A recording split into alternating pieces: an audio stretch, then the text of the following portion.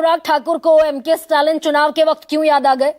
इसी डीएमके के साथ, इसी आइडियोलॉजी के साथ बीजेपी ने 4 साल सरकार चलाई, तब सनातन विरोधी नहीं दिखी डीएमके बीजेपी को। गरिमा जी, गुड इवनिंग, नमस्कार सभी को। प्रणाम। गरिमा जी, आपके सवाल पे आते हैं, पर कुछ सवालों का जवाब देना जो कि यहाँ पे जो फेक नैरेटिव पेडल किया जा रहा है उसको बताना जरूरी है। और उससे पहले मैं अहमद फैराज को कोट करूंगा कि वो कहते हैं कि मोहब्बत में दिखावे की दोस्ती ना मिला, अगर गले नहीं मिल सकता तो हाथ भी ना मिला। ये मुस्लिम समुदाय के लिए बिल्कुल सटीक बैठता है। मैं गिरिराज सिंह के वर्ड पे बाद में आऊंगा। मैं कुछ आपको आंकड़े देता हूं और मैं I am going to state only facts and सिर्फ फैक्ट्स। आप देखिए 4% 2004 में मुसलमानों की संख्या थी गवर्नमेंट जॉब में। अभी की जो संख्या है बढ़ के हो गई है 10.5%। जो गवर्नमेंट स्कीम्स के लाभान्वित हैं पहले 31% था, अब बढ़ के हो गया है 70%। तो ये बात 100 करोड़ से 140 करोड़ भी तो हो गए ना विनीत भाई। 100 करोड़ से 140 करोड़ भी हो गए। मैंने बिल्कुल आपसे, सुनिए ना, इस डिबेट को थोड़ा आगे बढ़ाते, इस डिबेट को थोड़ा आगे बढ़ाते। भाई पंचर बनाने वाले तो मुसलमान आज भी है ना, प्रधानमंत्री नरेंद्र मोदी के शब्दों में।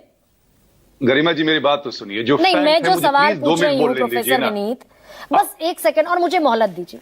आई am you are very much requested. वो डीएमके जो आज सनातन विरोधी है, भगवान राम को नहीं मानती, राम सेतु को नहीं मानती, सनातन को नहीं मानती, वही डीएमके के साथ बीजेपी ने 4 साल सरकार चलाई, 5 मंत्री बनाए कैबिनेट में। जी मैं बोलूं? 99 से 2003। Please carry on. Garima ji बोलूं? बताइए ना। जब आप बात करती हैं 140 करोड़ की, यहां बात मैंने प्रतिशत ही की है, जनसंख्या की नहीं की है। प्रतिशत कितना भी पॉपुलेशन बढ़ा ले, कितनी भी संख्या हो, प्रतिशत जो बिल्कुल होता है वही फैक्ट होता है। आप 140 कर ले या 100 करोड़ कर ले, बात आती है डीएमके की। एक लाइन याद आता है कि सुनिए गरिमा जी, प्लीज, इतना वेट किया है, 2 मिनट तो प्लीज बोलने दीजिए ना। सर कहिए। हाँ, मुझे गरिमा जी, मैं सुनना चाहती हूँ विजय सर को। हाँ, मैं आता हूं सर, विजय सर को मैं आता हूं। मैं डीएमके के साथ हमने सरकार बिल्कुल बनाया सर, पर हमें ये नहीं मालूम था कि क्या से क्या हो जाएंगे। बड़े मासूम थे वो, लेकिन अब बाद में जब निकल के आता है नहीं, करुणानिधि तब भी सनातन, करुणानिधि तब भी सनातन को इसी तरह देखते थे जब बीजेपी सरकार में थी। डीएमके को बने हुए गरिमा जी कम से कम 30 से 35 साल हो गए। यही आदत के कारण गरिमा जी डीएमके सिमट के वहीं पे रह गई है। और प्लीज मुझे अपनी बात खत्म करने दीजिए। कुछ बातें जो यहाँ पे बोला गया है। राजेश राठौर जी ने कहा है कि गिरिराज सिंह 40,000 वोट से जीते हैं। थोड़ा फैक्ट चेक करेंगे, 81,000 वोट से जीते हैं।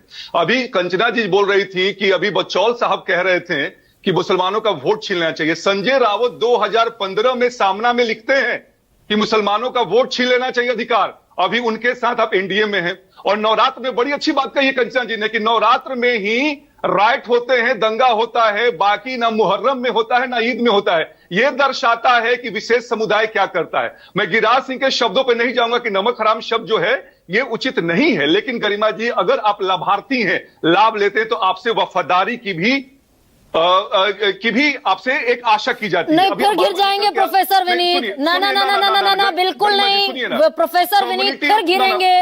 ये उनका कॉन्स्टिट्यूशनल राइट है। आप खैरात नहीं बांट रहे हैं किसी को।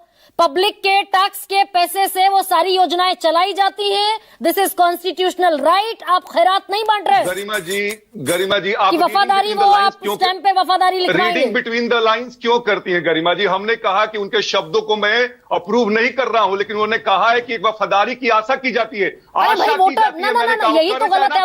विजय जी करे चाहे ना करे, ठीक है, उसको Vijay sir 30 second. Garima ji please be a sport ना प्लीज बी ए स्पोर्ट ना। देखिए आपने कहा गरिमा जी की अभी कर्नाटका के एमएलसी कह रहे थे कि जान तोड़ देंगे, कंधा तोड़ देंगे। अरे ये तो कहते हैं लोग, हम लोग, ये लोग तो कर देते हैं लोग। कि आप चंदन तिवारी भूल गई, कन्हैया लाल भूल गई, कि आप मुन्ना लाल भूल गई, प्रशांत पुजारी भूल गई। और सुनिए, अभी जो जदयू हमारे यहाँ पे निषाद भाई बैठे हुए हैं सर, एक बात बताइए, जदयू ने मुसलमानों के लिए बहुत काम किया है। 2020 के चुनाव में 11 मुस्लिम उम्मीदवार उतारे, एक भी उम्मीदवार जीता नहीं। हाँ, एक भी नहीं जीता। अब यही दरअसल यही आप तो उसी एनडीए गठबंधन में।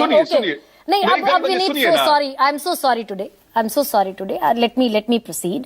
भूली मैं कुछ नहीं, भूली मैं कुछ नहीं हूँ। कन्हैया कुमार का जिक्र आएगा तो एनआईए की इन्वेस्टिगेशन का भी जिक्र आएगा। केंद्र सरकार ने इन्वेस्टिगेशन अपने हाथ में ली थी। विजय त्रिवेदी